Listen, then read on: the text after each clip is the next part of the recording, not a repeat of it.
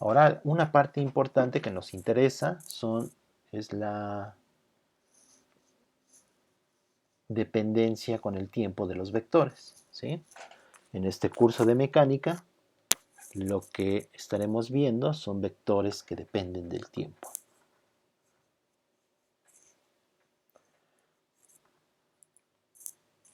Entonces, lo que nos interesa son las reglas de derivación. Recuerden que la posición que vimos en cinemática, la posición, la velocidad y la aceleración son funciones del tiempo. Estas tres cantidades en cinemática en realidad son vectores. Entonces, para derivarlos, pues hay que saber derivar respecto del tiempo los vectores, ¿sí? Los vectores también van a tener mucho uso en mecánica.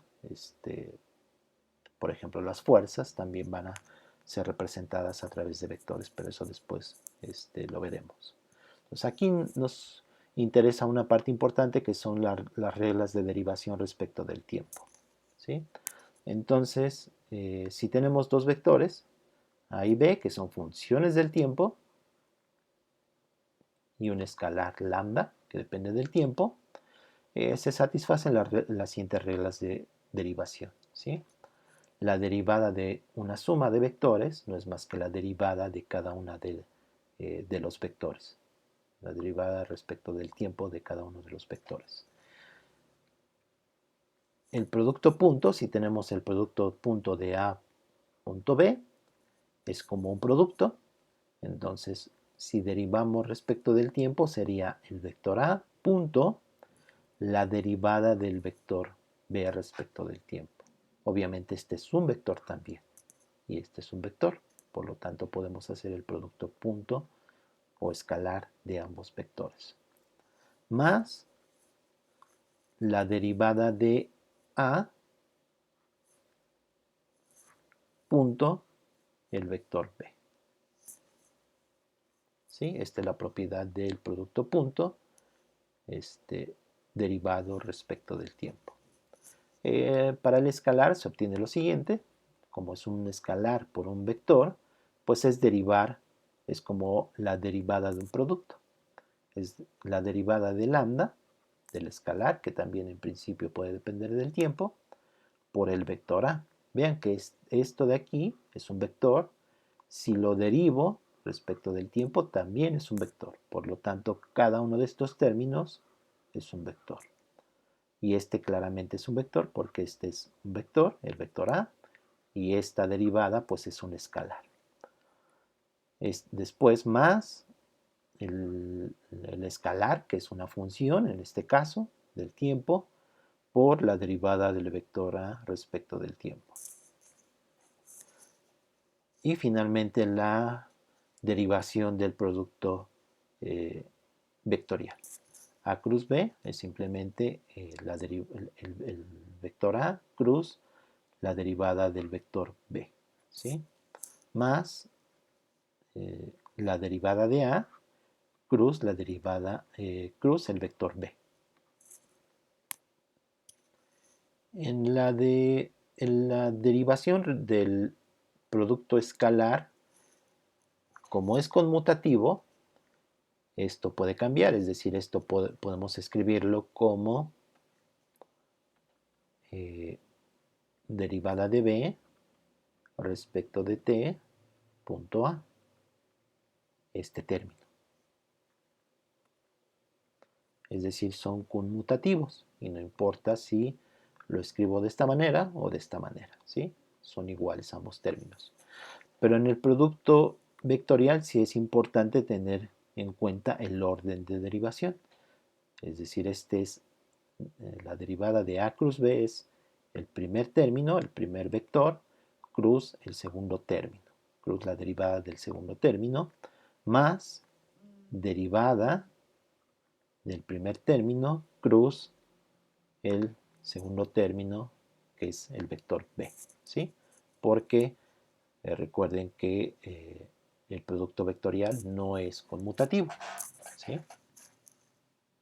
Es decir, esto es diferente de B cruz DA, perdón, esto es diferente a DB, el DT, cruz el vector A, ¿sí? Porque son anticonmutativos. Este es menos, si hay un signo de por medio. Bueno, aquí hay cosas que mencionar, hacer notar, es que esta diferencia de derivadas.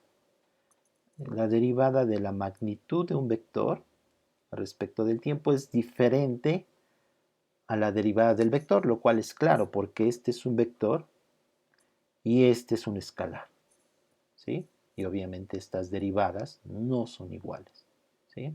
Es clara, es obvia, pero solo tengan cuidado al tratar de a calcular las derivadas, ¿sí? De los vectores.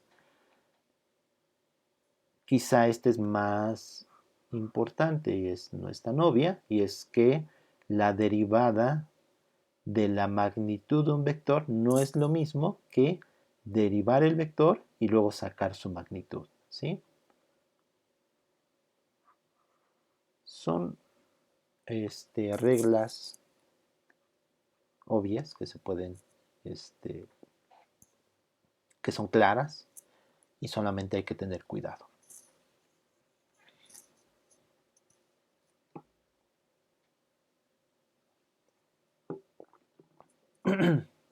Ahora,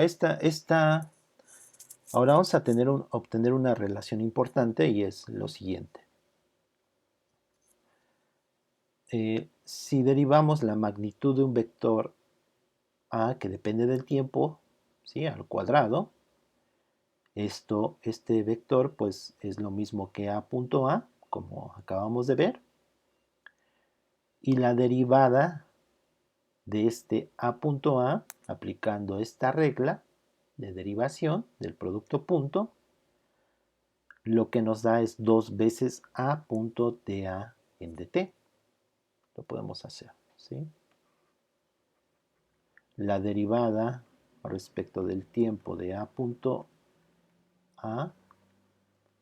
nos queda por esta regla de derivación, pues es A.dA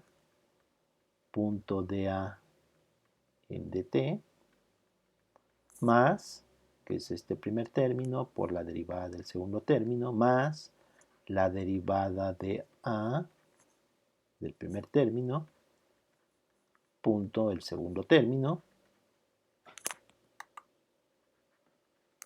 pero pues esto es lo mismo, son productos escalares, satisfacen la regla de conmutatividad y A es el mismo, por lo tanto este es 2 veces A punto dA en dt.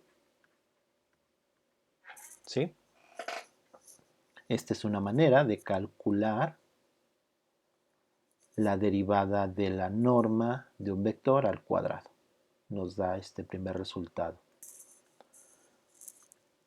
Ahora, por otra parte, también lo puedo calcular sabiendo que esta es una función escalar. Entonces, la derivada de esta función, que es una función al cuadrado como una potencia, pues es 2 veces la función por la derivada de la función. Es emplear la regla de la cadena, ¿sí? Piensen, por ejemplo, que tenemos la derivada respecto del tiempo de una función que depende del tiempo al cuadrado, donde esta función del tiempo pues es esta de aquí, que es un vector, pero no se preocupen, es lo mismo. Entonces, la derivada por regla de la potencia, o sea, derivada de una potencia es 2 veces la función por la derivada de la función. Es la regla de la cadena. Entonces, esta otra manera de, esta es otra manera de calcular esta derivada. 2 veces la magnitud del vector por la derivada de la magnitud del vector. Ambos son iguales y obtenemos esta igualdad importante. Entonces tenemos que un vector, su magnitud por su derivada de la magnitud del vector es igual a A punto la derivada del vector. ¿Sí?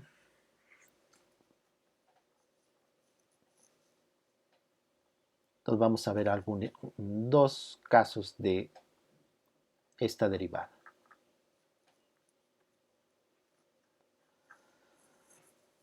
Fíjense que si un vector, su magnitud es constante en el tiempo, ¿sí? O sea, algo importante que tienen que tener en cuenta es que un vector es un vector que es función del tiempo. Al ser vector, tiene una magnitud y tiene una dirección. ¿Sí? Entonces el vector A tiene una dirección. Bueno, como es una función del tiempo, tiene una dirección y una magnitud. Si es función del tiempo, puede suceder que su dirección dependa del tiempo, pero no su magnitud. O al revés, su magnitud puede depender del tiempo, pero la dirección puede estar fija, o una combinación de ambas. Entonces tenemos algunos resultados cuando la magnitud del vector es constante. Si el vector, su magnitud es constante, pero está cambiando de dirección, como está aquí en la figura, ¿sí? Es este vector en azul, está cambiando en el tiempo y simplemente si su magnitud es constante, pues describe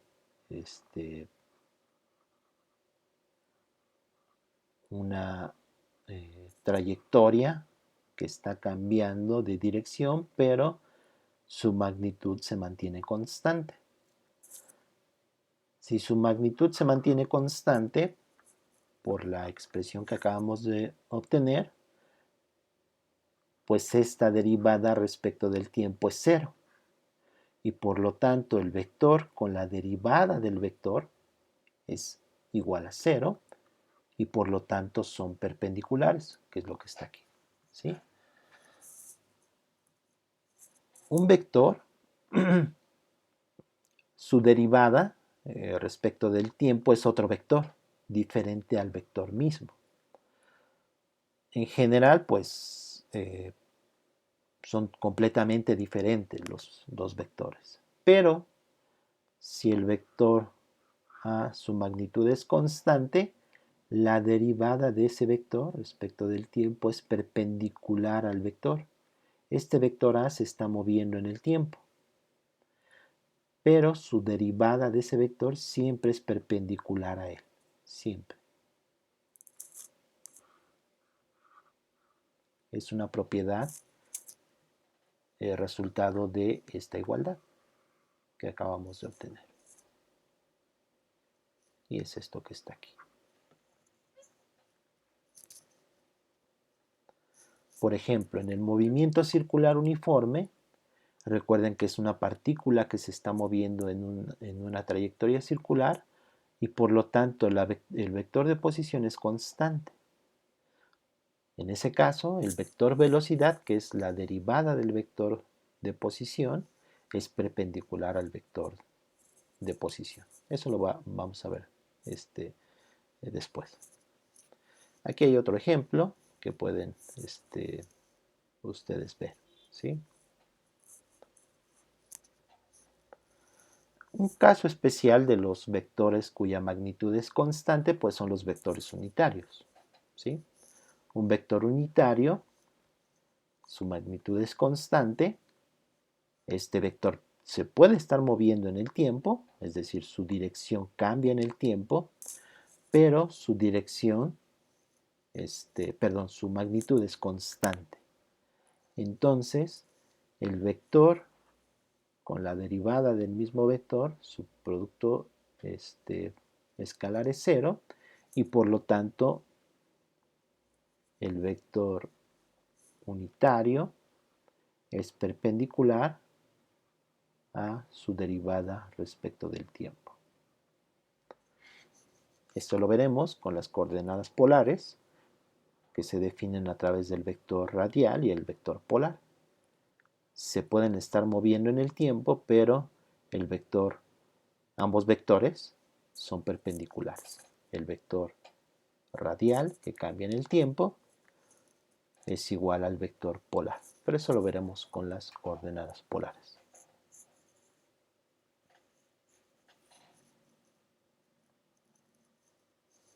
Entonces veamos las coordenadas polares. Entonces, para representar un punto en el plano, en este caso, pues podemos ponerlo en términos de coordenadas cartesianas, que serían sus componentes x y y, o a través de coordenadas polares, que sería la distancia radial del origen al punto y el ángulo que hace respecto del eje horizontal, ¿sí? Hay una relación entre las coordenadas cartesianas y las coordenadas polares. Y es igual a r seno de teta, x es igual a r coseno de teta, ¿sí? Si nos fijamos en este triángulo. ¿Sí? Las coordenadas polares no es más que el plano, dividirlo en círculos concéntricos y rayos que dan la dirección angular, ¿sí? Ahora vimos que un vector en coordenadas cartesianas lo podemos representar en términos de su base, que es i y j, un vector ax en la dirección y más ay en la dirección j.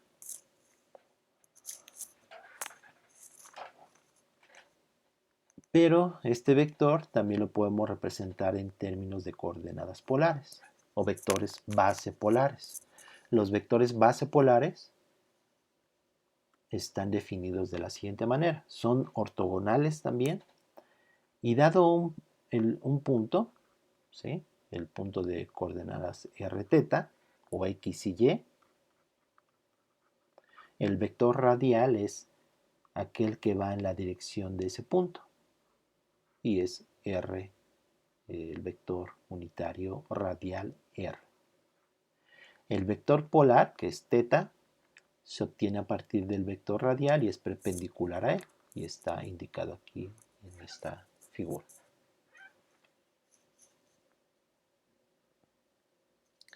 Ahora, ¿cómo están dados estos vectores base, el vector r y el vector teta, en términos de i, j? ¿Sí? O sea, podemos escribir este vector en términos de i y j y este vector en términos de los vectores cartesianos y j también, ¿sí? Y para ello simplemente podemos hacer lo siguiente. Entonces voy a usar este color y vean que i y j son vectores de magnitud 1 y r y teta también son vectores de magnitud 1, así los queremos, los vectores de coordenadas polares. Entonces este vector radial lo puedo escribir como la componente en la dirección horizontal, que sería la magnitud de este vector, que es 1, por coseno de teta, en la dirección y. Luego en la dirección j, pues es r seno de teta, este segmento, esta longitud. pero r, pues su magnitud es 1, por lo tanto, más seno de teta en la dirección j. ¿Sí? Para el vector polar, pues también hacemos lo mismo. ¿Sí? Proyectamos en cada uno de los ejes, en el eje X y en el eje Y, y ahora vean que este ángulo θ es este de aquí. ¿Sí? Lo pueden comprobar fácilmente. Por lo tanto, el ángulo polar θ unitario es la magnitud de este vector, que es 1 por seno de θ. Esa es en la dirección en la dirección y. ¿Sí? Entonces es seno de θ menos, porque está en esta dirección, ¿sí? Es este segmento. Entonces es menos seno de θ en la dirección y el otro, esta proyección de aquí, es más, ahora es coseno de θ en la dirección j. Y eso me da el vector polar θ y el vector radial r en coordenadas polares. Que está escrito aquí. También podemos hacer la transformación inversa, es decir, escribir IJ en términos de los vectores polares r y θ. ¿Sí? Entonces tenemos la base de coordenadas polares y la base de coordenadas cartesianas relacionadas a través del ángulo θ. Es una transformación de base de vectores. Bueno, aquí les pongo que pueden verificar que r.θ es 0, ¿no? Es decir, son perpendiculares. Pues, ¿cómo son las derivadas respecto del tiempo de los vectores polares? La derivada del vector radial y la derivada del vector polar, pues simplemente usamos sus definiciones que están aquí, ¿sí? Y derivamos respecto del tiempo. Aquí algo importante es que este punto, entonces vamos a considerar que este punto se está moviendo en el tiempo. Es un punto que se está moviendo en el tiempo. Por lo tanto, este vector radial siempre está siguiendo al punto.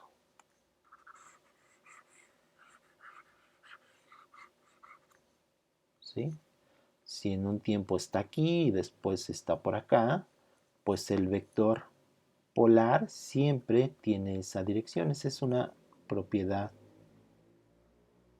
importante de las coordenadas polares. Los vectores I y J son fijos. ¿Sí? El punto se está moviendo y I y J están fijos. El vector radial y polar en coordenadas polares no son fijos. Por eso son útiles para describir la cinemática de un objeto que se está moviendo en el tiempo, pero como veremos después. Entonces este es el vector radial en otro tiempo, ¿sí? Cuando se está moviendo, y este sería el vector polar. Siempre se están moviendo, ¿sí? Como había indicado aquí en esta figura. Si siguen a un punto que está moviéndose en el tiempo, el vector radial siempre apunta a la partícula, ¿sí? Si este sería una partícula, fuera una partícula que se está moviendo en el tiempo. Y el vector polar es perpendicular siempre al vector radial. Su magnitud de ambos es 1. Entonces, eso significa que θ depende del tiempo. O sea, θ es una función del tiempo. La magnitud, pues, es 1. Entonces, no tiene magnitud el vector radial y el vector angular. Pero tienen una dirección que está determinada por el ángulo θ de t. Por lo tanto, si queremos derivar estos vectores, tenemos que considerar que θ es una función del tiempo. Por lo tanto, la derivada de r respecto del tiempo, pues es un escalar por un vector. Entonces es el escalar, la derivada del escalar, derivada de coseno, pues es menos seno de θ por la derivada de su argumento, que es la derivada de θ respecto del tiempo, por en la dirección del vector y más, fíjense que derivaríamos una vez más puesto que es un producto, más la derivada de y respecto del tiempo por coseno de θ, pero la derivada de y respecto del tiempo es igual a 0. Porque, como acabo de decir, y j son fijos, ¿sí? No dependen del tiempo. O sea, siempre están anclados a los ejes x y y. Entonces, solamente queda este término. Ahora vamos con este otro término. Entonces, la derivada de seno es coseno de θ por la derivada de θ respecto de t en la dirección j, más la derivada de j respecto del tiempo, pero ese es 0,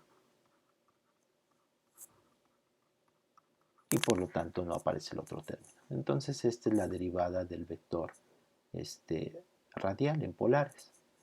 Vean que este de θ en dt lo podemos factorizar, ¿sí? Entonces de θ en dt, este término de aquí, lo podemos factorizar, y aquí vamos a hacer uso de la notación de Newton. La notación de Newton es que notación de Newton para las derivadas. Entonces, una derivada de cualquier cantidad se expresa con un punto arriba. Por ejemplo, x punto significa que es de x en dt. Θ punto es derivada de θ respecto de t. X2 puntos es la segunda derivada respecto de t. θ2 puntos es la segunda derivada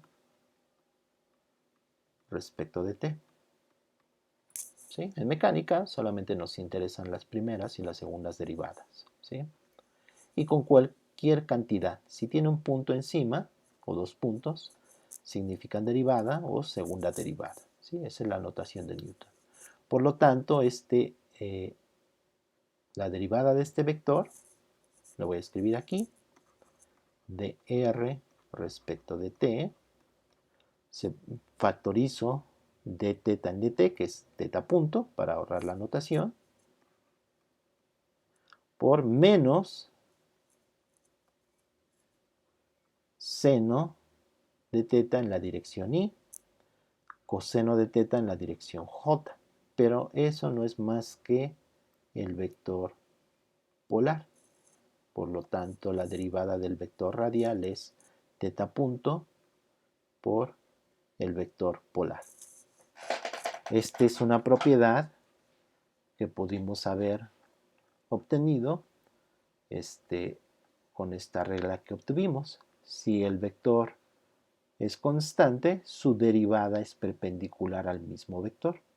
Es decir, en coordenadas polares, si r es el vector radial, el vector polar que es perpendicular a él es su derivada.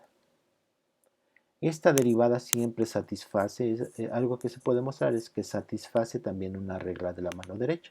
Es decir, si tengo el vector, este vector, cuya magnitud es constante, en este caso 1, el vector derivada es perpendicular a este vector y está en esta dirección. Es decir, si hacemos una regla de la mano derecha, va en esta dirección, ¿sí? Porque otro vector perpendicular a R sería este, ¿sí? Pero ese no es su derivada, sino que es este, ¿sí? Esa es como una regla de la mano derecha que se puede demostrar. Bueno, ya que tenemos el vector, la derivada del vector polar, está aquí, lo que acabamos de ver. También se puede hacer con el vector polar. Si derivan, que esta es su expresión, si derivan respecto del tiempo, pues van a ver que les da menos teta punto por el vector radial, ¿sí? Lo pueden hacer de manera sencilla. Es simplemente derivar, aquí hay un signo menos, la derivada de seno es coseno, luego por la derivada de lo de adentro, que es el argumento, que es teta punto, más, bueno, en la dirección y, más la derivada de esto respecto del tiempo, que es la derivada de coseno, es menos seno, por eso sale un signo negativo, por la derivada del argumento, que es teta, y es teta punto, en la dirección j. Y esto no es más que podemos sacar un signo menos y factorizar menos teta punto, y me queda coseno de teta en i y seno de teta en j, que es precisamente el vector radial, que es esto que tenemos aquí. Entonces estas son las derivadas de los vectores polares, ¿sí? Las derivadas en el tiempo. Bueno, eso es todo en este video. En estas notas que les dejo también están los vectores en coordenadas cilíndricas y en esféricas, pero eso lo pueden revisar, pero eso no será necesario para lo que veremos posteriormente. Bueno, aquí dejamos este video y nos vemos la siguiente.